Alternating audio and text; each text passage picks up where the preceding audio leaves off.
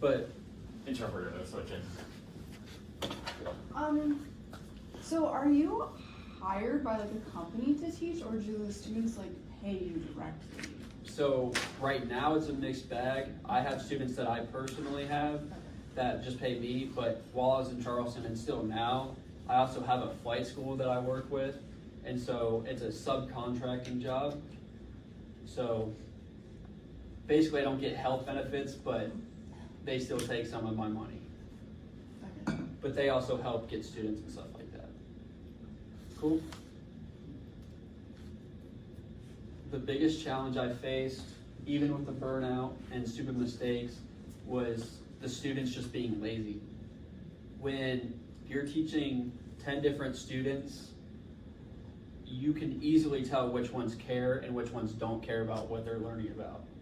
And you could tell which ones bought in and which ones have just failed to go home and study at all. And when you're working these long days and you're already burnt out, and you know that the next student coming up doesn't care, and they've been lazy and they don't study, it's hard to be like, hey, let me give 100% effort to this student when they're not giving 100% of their effort to my time. And so working these block after block after block, I can tell, hey, this person cares, this person doesn't. And so a lot of times you don't give 100% to the student that doesn't care, and then they end up quitting. And now you have one less student, and then someone will take their place, and they'll either care or they won't. But when I was in Charleston, I was an instructor there for 6 months before I moved back up to Greenville, South Carolina, where I'm originally from. And I had 30 different students in 6 months. And when I ended up leaving, I only had 10. And that was a typical number where they capped you out. I think the most I ever had at one time was like 12, and it was for like 2 weeks because someone quit within the next 2 weeks. So I mean, seeing 30 different people and then only 10 stay with me, and of those 10, only 5 really care, and then they're all in different places, you just get burnt out, and it just kind of stacks on top of each other, and you're like, I'm ready for this to be done. I have a question.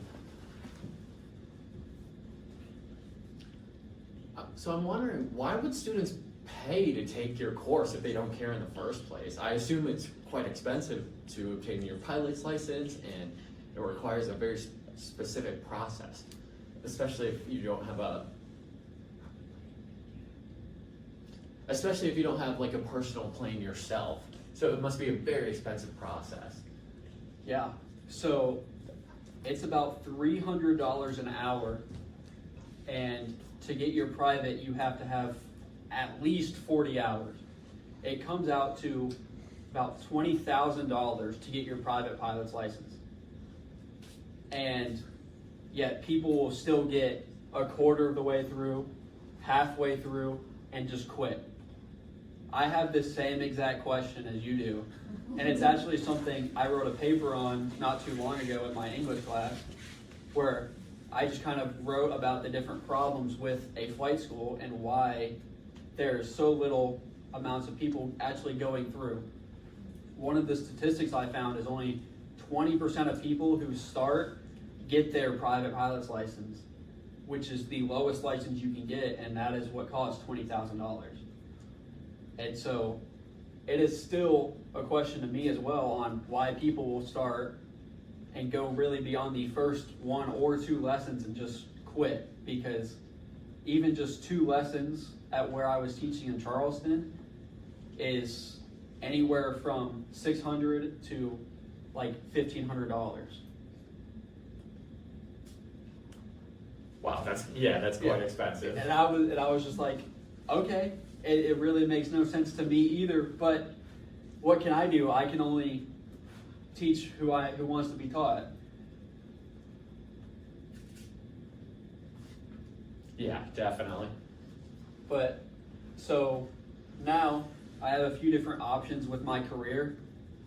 A few of my options are I can become a King Air pilot, a King Air's, it's a pretty big plane. Some of them are jet propelled. Some of them are just multi-propeller planes. I would work for a guy from my church, and he does disaster relief. And so hurricanes, tornadoes, stuff like that, my job would be deliver the relief supplies to the places it needs to go. When a big hurricane rolled through South Carolina and North Carolina last year, they had a lot of business just flying things up to Asheville, flying things up to Charlotte, North Carolina, and just giving them some sort of relief. This would be a government-based job because it is ultimately government funding that is giving them the relief. And so it has a good job with good benefits, and it would give me a lot of hours too because I'll be flying a lot. Other things with this job is taking people to go pick up vehicles like fire trucks, ambulances, stuff like that, so that they can bring them back to their headquarters in South Carolina. And I would be doing this with one of my students who I have now, who I'm teaching to fly. And so his dad owns the disaster relief company, and he would basically hire us to go fly this after I taught him how to fly. So that would be a pretty cool opportunity. The next option would just kind of being a private pilot, just means flying rich people around to wherever they want to go. This would just kind of be on call at all times, which is not the best way to live, but also you make a lot of money. And anywhere you fly is basically a vacation spot to the pilot because you just go get to see the world. And so that would be a cool way to go travel for free for me. I'd actually be getting paid to travel, and you kind of get to go on vacation wherever you want to go. But obviously the downsides are you're not home a lot, you're not home when you want to be, and it's hard to kind of keep a good family life if you're never there. The last option I've been thinking about is being a DPE. That is a designated pilot examiner. Those are who give the tests to pilots in order for them to get their different licenses. You get paid anywhere from $800 to $2,000 for an exam. Mine would be on the cheaper end of those because South Carolina isn't exactly a super high cost place to live, and therefore it wouldn't be a super expensive thing to get your license done in. But you can do really up to 4 of these a day, and add it up over the year, that's a lot of money. And you just get a lot of hours, you get to see a lot of different people, meet a lot of different people. I think it would be really cool to do just kind of as a fun little thing, maybe more down the line, but as of right now, I'm kind of open to anything. Cool. I have another question. I'm curious, in terms of the licensure, is it standardized for every state, or are there specific licenses for each state? For example, is South Carolina different from Maryland, which is different from New York, or is that a standardized thing? The only difference would be the prices, and they're not set in stone.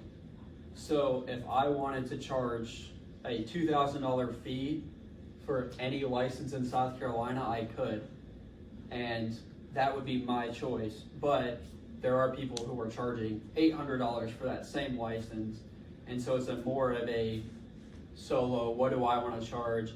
If I don't want to do this one a lot, I can charge more for it. If I want to do this one mostly, you charge less for it.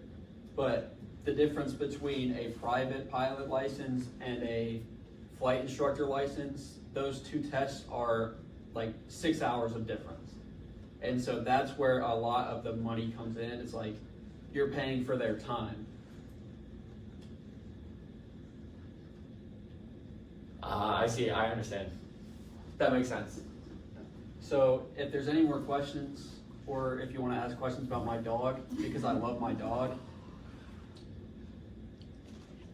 Does your dog fly with you ever? No, I don't want to mess up his hearing at all. And when he's still young, he's only about a year old, I don't want to cause any problems with him or anything like that. he already doesn't listen as is, and so I fear that if he gets up in the plane, it might get worse.